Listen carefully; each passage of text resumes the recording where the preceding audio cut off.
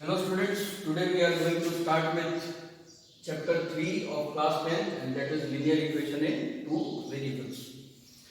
Linear equation जैसा कि आपको नाम से पता चलता है linear equation means एक लाइन बनाने की इक्वेशन, ठीक है। ऐसा एक इक्वेशन जिसको अगर आप ग्राफिकली प्लॉट करेंगे कोऑर्डिनेट सिस्टम से तो आपको एक स्ट्रेट लाइन मिलेगी। क्लास 9 में चैप्टर 3 में भी आपने यही टॉपिक पढ़ी थी और हमने ये देखा था कि लीनियर इक्वेशन जो होता है उसकी स्टैंडर्ड फॉर्मेट होती है ax plus by plus c equal to 0। मतलब ax plus by plus c equal to 0 जो है वो उसका जनरल फॉर्म कहलाता है, general form of linear equation. अब ये जो जनरल फॉर्म है क्लास 9 में आप लोग इसको सॉल्व करना भी सीखे थे कि इस एक दिए हुए इस तरह के इक्वेशन से आप किस तरह से लाइन बना सकते हैं। मैं फिर से एक बार रिपीट कर देता हूं। सपोज आपके पास एक इक्वेशन है 2x + 3y + 4 = 0। इस तरह से कोई एक इक्वेशन आपके पास है और इस इक्वेशन में आपको एक लाइन फॉर्म करनी है, प्लॉट करनी है कार्टेशियन प्लेन में। सो हमने क्लास 9 में ये सीखा था कि इस तरह के इक्वेशन में से आपको सबसे पहले एक टेबल फॉर्म कर लेना है जिसके 3 या 4 पॉइंट्स आपको कम से कम कैलकुलेट करने पड़ेंगे। 2 करें तो भी चलेगा, 3 करेंगे तो ज्यादा स्पेसिफिक हो जाएगा। सो मिनिमम 3 x और y, ठीक है। अब आप x कंसीडर करेंगे या y कंसीडर करेंगे, किसी भी एक वैल्यू में, किसी भी एक वेरिएबल में कोई भी एक वैल्यू एज्यूम करके उसकी वैल्यू दूसरे वेरिएबल की वैल्यू आप फाइंड करेंगे। जैसे एक एग्जांपल मैं ले लेता हूं let y = 0। First let y = 0। अगर y 0 है तो ये ऐसा हो जाएगा then the equation becomes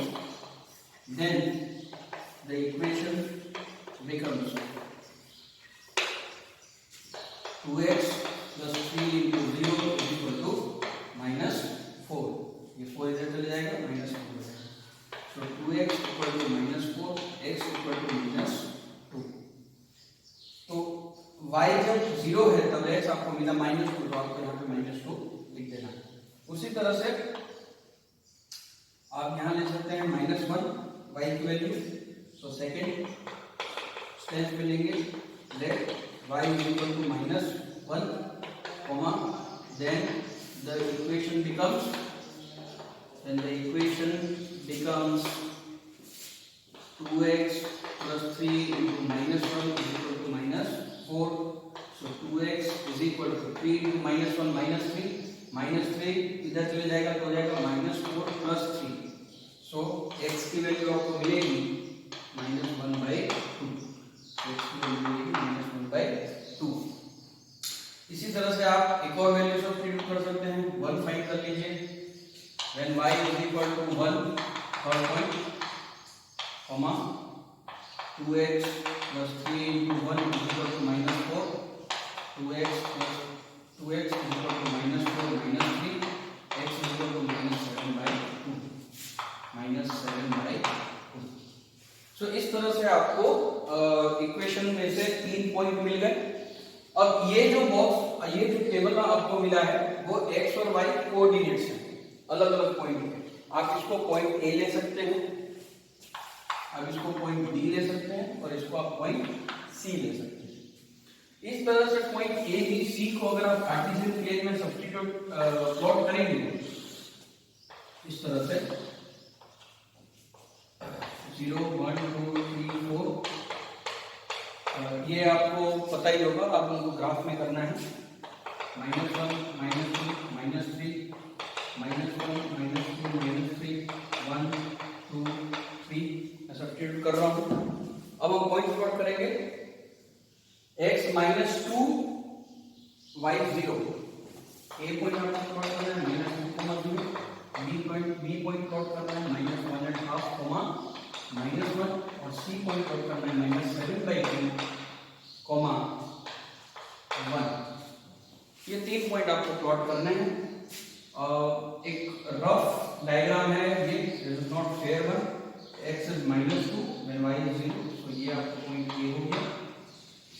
point B हो जाएगा x is 1/2 something around here and y is -1, so something around here. -1/2 is -1 और +1 में -7/2, +1 में -7/2, -7/2 मतलब 3.5, तो ये कुछ -1 में y की वैल्यू 1 में -7/2,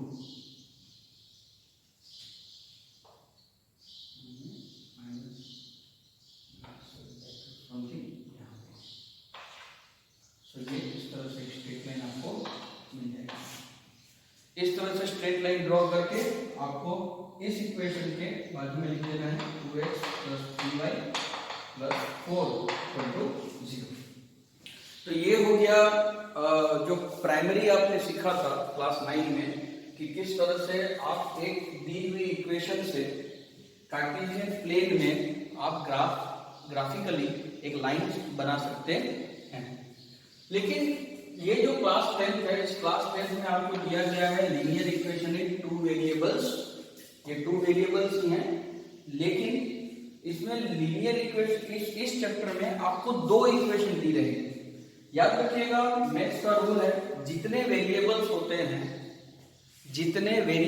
हैं उतने आपके पास इक्वेशंस होने चाहिए। जितने वेरिएबल्स उतने इक्वेशंस, ठीक है। सो 2x + 3y = 4, ये इस एक इक्वेशन की हमने ग्राफ बनाया।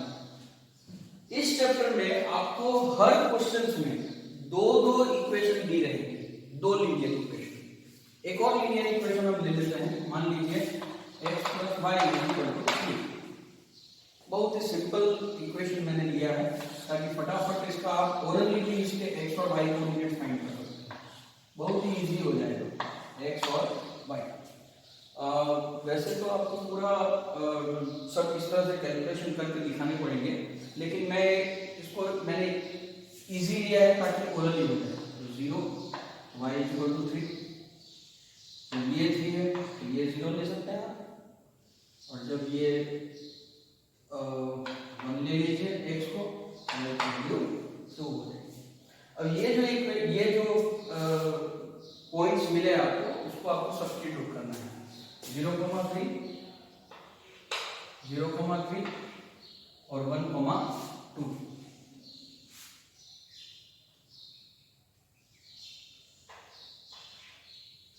तो ये कुछ इस तरह से लाइन आपको मिली। और ये इस लाइन में आप लिख सकते हैं x + y = 3। तो इस तरह से आपके पास 2 लीनियर इक्वेशंस अगर आपके पास हैं, तो आप 2 लाइंस एक ही ग्राफ में ऑब्टेन कर सकते हैं। अब बेसिक आइडिया क्या है, इन 2 इक्वेशंस में से 2 लाइन अगर आपको मिलती है तो क्या होगा उससे, ठीक है, वो देखते हैं। इस चैप्टर में जब आपको 2 लाइन दी हुई है या 2 लीनियर इक्वेशन दिए हुए हैं, तो वो आपको जो आपके जो ग्राफ बनेगा वो 3 कंडीशन में बन सकते हैं। या दोनों इक्वेशन, जो 2 इक्वेशन दी गई है लाइन की, वो दोनों पैरेलल लाइंस बना रहे हैं, तो ये L1 है, ये L2। या वो दोनों एक दूसरे के ऊपर ओवरलैप हो जा रहे हैं, L1, L2। या तो फिर दोनों लाइन किसी एक पॉइंट पे इंटरसेक्ट करते हैं। अगर दोनों लाइन पैरेलल है तो उनको पैरेलल लाइंस कहेंगे। अगर दोनों एक दूसरे के ऊपर कोइंसाइड हो जाते हैं तो इन्हें कोइंसिडेंट लाइंस कहेंगे। और अगर इंटरसेक्ट करते हैं तो इन्हें इंटरसेक्टिंग लाइंस कहेंगे।